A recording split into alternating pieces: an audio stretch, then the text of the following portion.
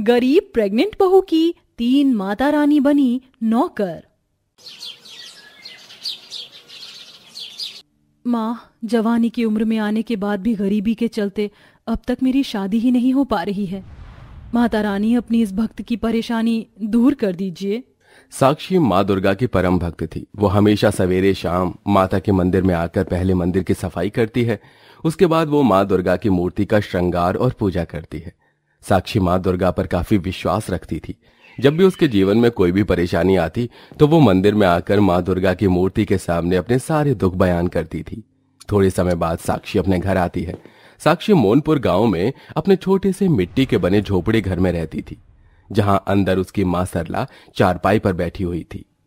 माँ, ये लीजिए प्रसाद, मैं खाने की व्यवस्था कर देती हूँ। साक्षी अपने घर में मिट्टी के चूल्हे पर खाना बनाने बैठ जाती है। बस मेरे रहते मेरी बच्ची साक्षी का घर बस जाए। साक्षी के जीवन में केवल उसकी माँ सरला थी। साक्षी के बचपन में ही उसके पिता इस दुनिया से चल बसे थे। थोड़े समय बाद सरला उसी गांव में एक सेठ बंसीलाल के घर काम करने चली जाती है। सरला सालों से बंसीलाल के घर सफाई और नौकरानी का काम करती आ रही है। इसी तरह दिन गुजरते गए। एक दिन साक्षी को उसी गांव में रहने वाले एक अमीर लड़के रोहन का रिश्ता आता है। रोहन साक्षी को पहली ही नजर में पसंद कर लेता है। माँ, हम इस गरीब साक्षी को अपने घर की बहू नहीं बनाएंगे। हाँ, सही कह रही हो तुम पायल, ये लोग तो अपने लेवल के भी नहीं है। काकी जी, मुझे आपकी बेटी साक्षी बहुत पसंद है। माँ, पिताजी, मुझे साक्षी से ही शादी करनी है। ये सुनकर मेनका और पायल के होश उड़ जाते हैं। ये तो हमारी खुशनसीबी है बेटा कि तुम्हें मुझ गरीब की बेटी पसंद आ गई। रोहन बेटा, जरा बाहर आना, कुछ बात करनी है। रोहन, तू पागल हो गया है क्या? तू उस गरीब भिखारन साक्षी से शादी करेगा? माँ, साक्षी बहुत अच्छी लड़की है। बेटा, ये लोग अपने लेवल के भी नहीं है। कहाँ हम अमीर और कहाँ ये गरीब। पिताजी, मुझे साक्षी से ही शादी करनी है और ये मेरा आखिरी फैसला है। पर बेटा। माँ, अगर आप लोग मेरी शादी साक्षी से नहीं करवाओगे तो मैं हमेशा के लिए घर छोड़कर चला जाऊंगा। ये सुनकर हरीश, मेनका, पायल दंग रह जाते हैं। बेटे की जिद मानकर हरीश, मेनका न चाहकर भी रोहन का रिश्ता गरीब साक्षी से तय कर देते हैं। साक्षी रोहन की शादी 2 महीने बाद की तय हो चुकी थी। रात का समय। बिटिया, अब हमें शादी की तैयारियों में लग जाना होगा। तेरी शादी को बहुत कम समय है। इसी तरह दिन गुजरते चले गए। सरला सारा दिन बंसीलाल के घर काम करने के बाद रात को घर में सिलाई का काम भी करने लगी, ताकि वो साक्षी की शादी के लिए कुछ पैसे इकट्ठा कर सके।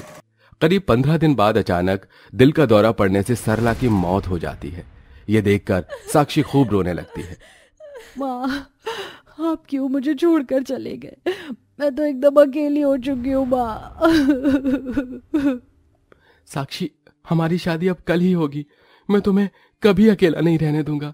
ये सुनकर रोहन के परिवार वाले दंग रह जाते हैं। फिर क्या था, रोहन कल ही साक्षी से मंदिर में शादी कर लेता है। दुर्गा माँ, आज से मेरे जीवन की नई शुरुआत होने जा रही है। मुझे शक्ति दीजिए माँ कि मैं अपने ससुराल वालों को हमेशा खुश रख सकूं। साक्षी रोहन के साथ अपने बड़े से ससुराल में चली आती है। अगले दिन साक्षी जल्दी उठकर घर के सारे काम कर लेती है और मंदिर जाकर माँ दुर्गा की पूजा करती है।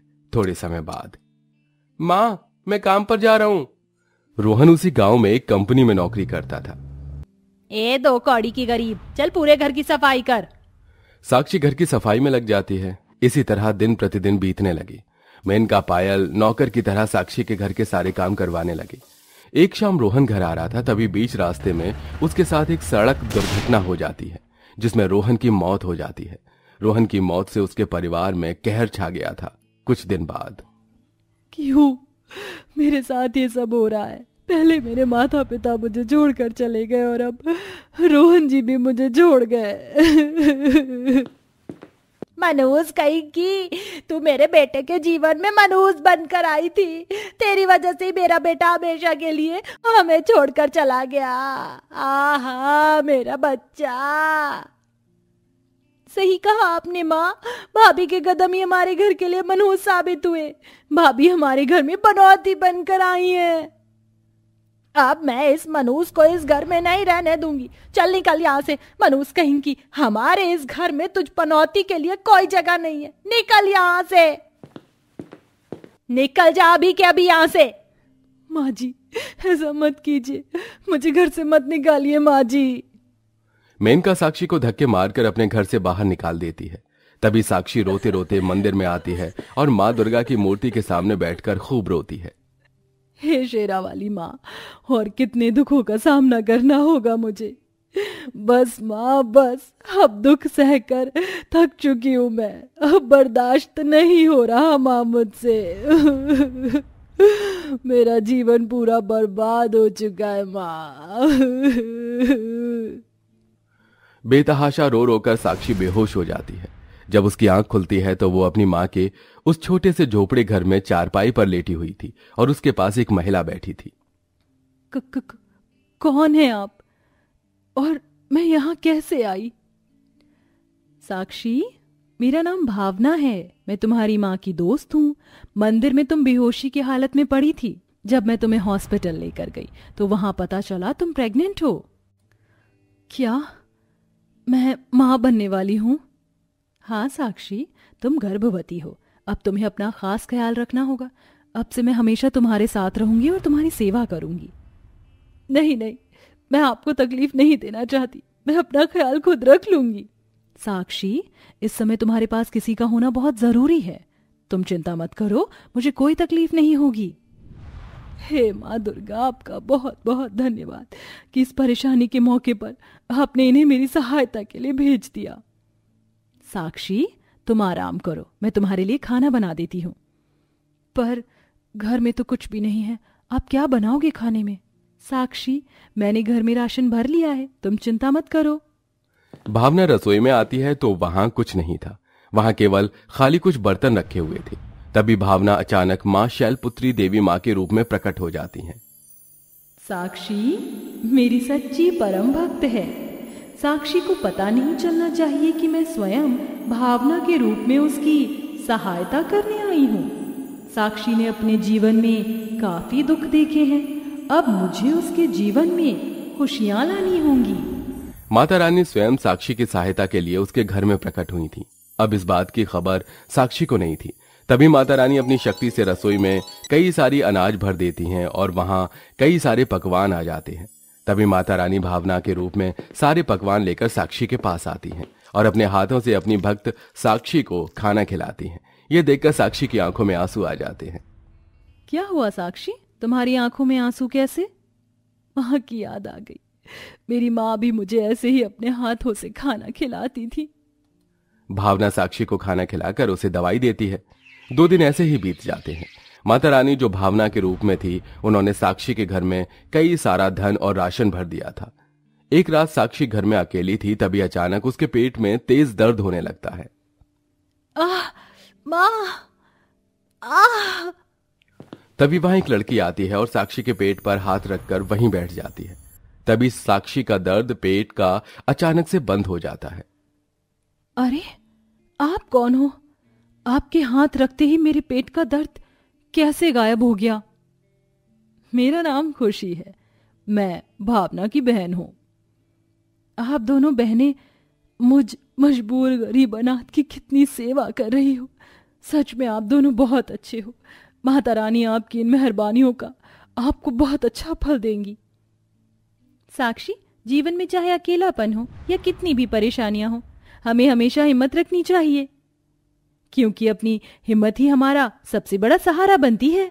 खुशी साक्षी से काफी समय तक बातें करती है। खुशी की बातों से साक्षी को काफी हिम्मत मिलती है।